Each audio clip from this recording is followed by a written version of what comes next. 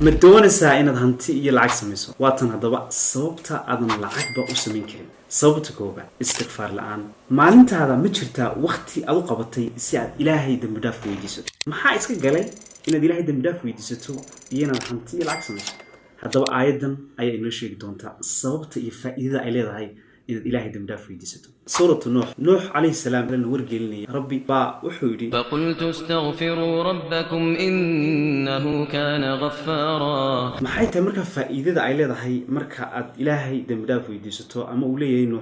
نوحو كلي هاي قوم كيسا ويديست إلهي ودم دافع بدنه يرسل السماء عليكم مدرارا ويمددكم بأموال halkan waxaynu ka fahmaynaa ilaahay hadii aynu dambi dhaaf weydiisano inuu sidoo kalena rabbi uu nagu nimcayn karo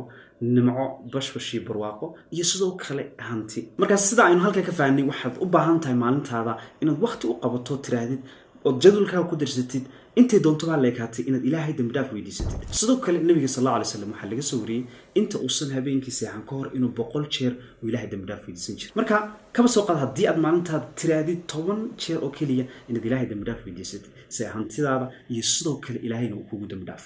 sababta labaad eedan hanti iyo lacagba u sameeynin runtiina aan isleeyahay hadii aad rabto inaad hanti iyo lacag sameeyso sababtan ayaa ka hortaagan haddii aad ku dadaashid ama aad yeelatidna waxaan kuu hubaa inaad ka bixi doontid hanti la'aanta iyo faqrinimada badanaa dadka guuleysta iyo dadka aan isleeyahay waxa ay rabaan iyo ahdaaftooda ma gaaraan waxa kala duwan waxa weeyaan oo kaliya dadku sababta ay u bilaabayaan ama sababta ay u rabaan say hadafka u gaaraan maxaa cadeynaa dadku waa isku wada hadaf qof walba wuxuu rabaa inuu lacag iyo hanti sameeyo qof walba wuxuu rabaa inuu caafimaadkiisa iyo jirkiisa u daryeelo qof walba wuxuu rabaa inuu farxad ku noolaado balse dad yar iyo tiro kooban ayaa gaadha hadafka ay rabaan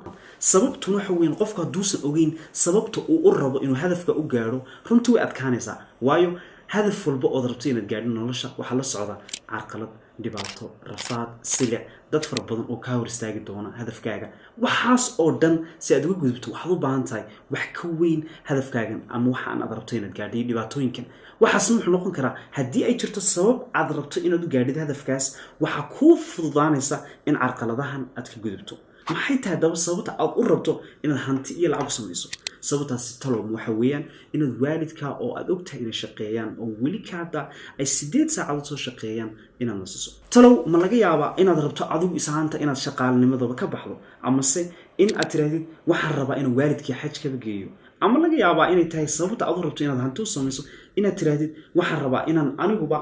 صدقة فربضان أبحيو هدي أتصوه الشو صبت أضربته إن الهنتي العب السميسو وحفظان سرنتي إن هدف كاس أتخيل من الناس وحنكوب وحيتها أن شيء دونه واللي وحصوص عدا إن وحياله فربضان وضدك بدن كود كواذا جينا عادي كوف فضان وايو صوت أضربته إن الهنتي العب السميسو بقى مدعد صوت استحاد إذا العاجي هنتي وسمين كيرن وحويا ما تقاند وح أضربته lack of clarity صوت محيتها haddii aadan ogeyn waxa aad rabto runtii dhibaatadan ay la kulmi doontaa qisadan yaran kula wadaagayna si fiican bagiso waxa jiray nin habeen wax raadinay ka bacdina habeenkaas wax raadinay wuxuu ka raadinay gurigiisa hortiisa ka bacdina gabadh ayaa soo hormartay gurigaas waxaan ku tiri waryahay maxaad raadinaysaa markaas uu ku yiri waxaan raadinayaa alaab iga luntay markaas uu ku tiri oo marka alaabtu halkii iga luntay sayso ay keenay markaas uu ku yiri alaabtan iga luntay waxa iga luntay guriga dhexdiisa balse markaas ku tiri gabadhii oo guriga kuma jirtid waxa joogta banaanka maxay tahay sababta banaanka ugu raadinaysid isagoo shaygaas uu kaaga dhaxlay guriga dhexdiisa wuxuu ugu jawaabay gurigu waa mugdi meeshan aan ka raadinayna leelkan aad arkayso ayaa hay sababta darteed waana iftiin meeshu sababta darteed ayaan uga raadinay halkan qisadan yar waxaan ka fahminaa hadii aadan ogeyn waxa aad raadinayso marka koobaad heli maysid waxa aad raadinayso ninkii ma ogeyn wuxuu raadinayo laakiin waxa uu raadinayo talabaadna xaween waxaad ka raadin doontaa shayga aad raadinayso meel qaldan oo ku haboonayn ta u xunna sidoo kale waa taas inaad raadisid wax aadan ogeyn waxa uu yahay iyo sidoo kale waxa aad raadinayso meeshii aan ku haboonayn inaad wax ka raadiso hadii aad doonayso inaad hanti lacag samayso waxa weyn inaad ogaatid waxa aad rabto muxuu yahay hantida aad rabto si aad u hesho hantidaas qiimo ahaan waa imsa maxaa kugu filan lifestyle kaaga waqti xaadirkan waliba kuma lihi mustaqbaliyan imsa kugu filan ama imsa rabtaa si aad u ogaatid waxa aad rabto marka koobaad ogow hanti ama lacag intee leeg baa kugu filan waqti xaadirkan financially dad ogaatid marka bil ahaan inta kugu filan hadii ay noqon karto 300 400 $500 hadii aad ogaatid $600 inaad u baahan tahay ama in ay jirto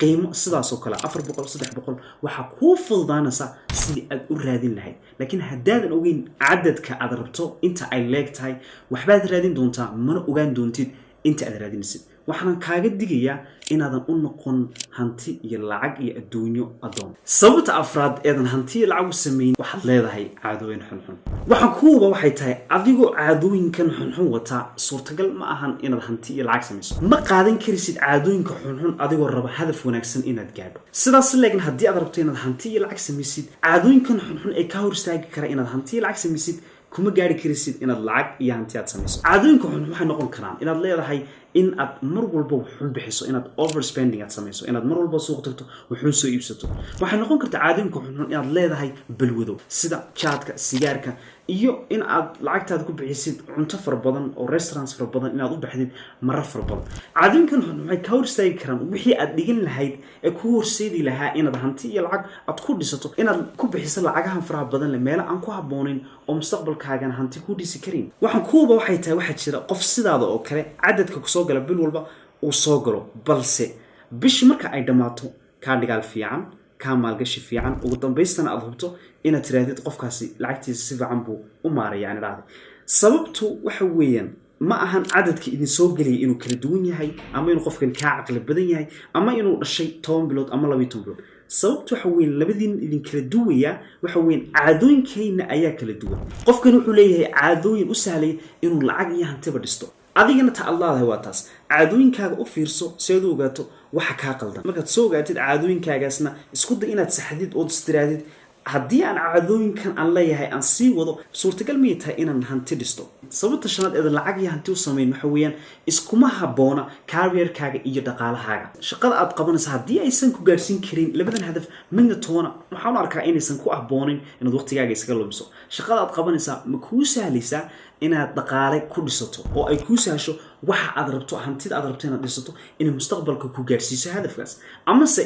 waxaan aad qabanayso shaqadan aad qabanayso ma kuu sahlaysaa in aad xirfad ku dhisto xirfadaasna ugu dambaysa ay kuu sahasho inay dhaqaale ku samayso haddii aysan labadan ku buuxinaynin macnaheedu waxa weyn iskuma habboona career-kaaga shaqadan qabanayso iyo dhaqaalaha aad rabto inaad hesho badanaa dadku marar fara badan waxay ka cabtaan oo shaqadan ayaan la dhibaatoonay waxaan qabanayo istirax kuma dareemayo waxaan qabanayo waqtigii buu iga khasaariyay waxaan qabanayo waalidkay iyo dadkii aan jeclaa waqti lama qaato haddii aad sidan u fikirsid maalin walba oo caadadan mar walba joogtaynaysid weli ka hadda isbedel ayaad u baahan tahay marka u fiirso shaqadan aad qabanayso ma kuu sahlaysaa oo ma ku gaarsiinaysaa hadafka aad rabto haddii kale waxaad u noqonaysaa waxaanad qabanayso inaad u noqoto ku tiirsanaada waqti fara badan oo ku habboona inaad la qaadato qofka aad jeceshahay waalidka hadday tahay ubadkaaga iyo haddii ay tahay naftaada waxay kaa hor istaagi doontaa shaqadan marka isku day inaad tiraahdo isweydiisid waxaan aan qabtaa ma ku habboon yahay dhaqaalaha aan rabo inuu gaarsiiyo oo mustaqbalka laga yaabo haddii xataa dhaqaalaha ay gaarsiiyo in dhaqaalahaas aan hanti ku dhisto ugu dambaysta waxa ka soo baxa dhaqaalahaas ama hantida aan rabo inaan dhisto waxa ka soo baxaa uu ii sahli karo in waqtiga ii save gareeyo sidaasna aan waqtiga kula qaato qof walba oo jecelahay oo agteeda qiimo ku leh videogan halkan ayaan kusoo gabagabeynayaa marar rabo inaan kusii dheeraado fadlan hoostana nagula wadaag wixii aad ka baratay videogan dadka badankoodu waxay shaqo galaan iyagoon xirfadan baran xirfadan waxaad u baahan tahay 2024 sida u dhaqsaa badan inaad ku takhasustid halkan ayaan kusoo dhigi doonaa videogan daawasho wacan ayaan ku leeyahay markii xigta caafimaad badan iyo cibaado suuban ayaan kaga tegayaa assalaamu calaykum waraxmatullaahi wabarakaatuh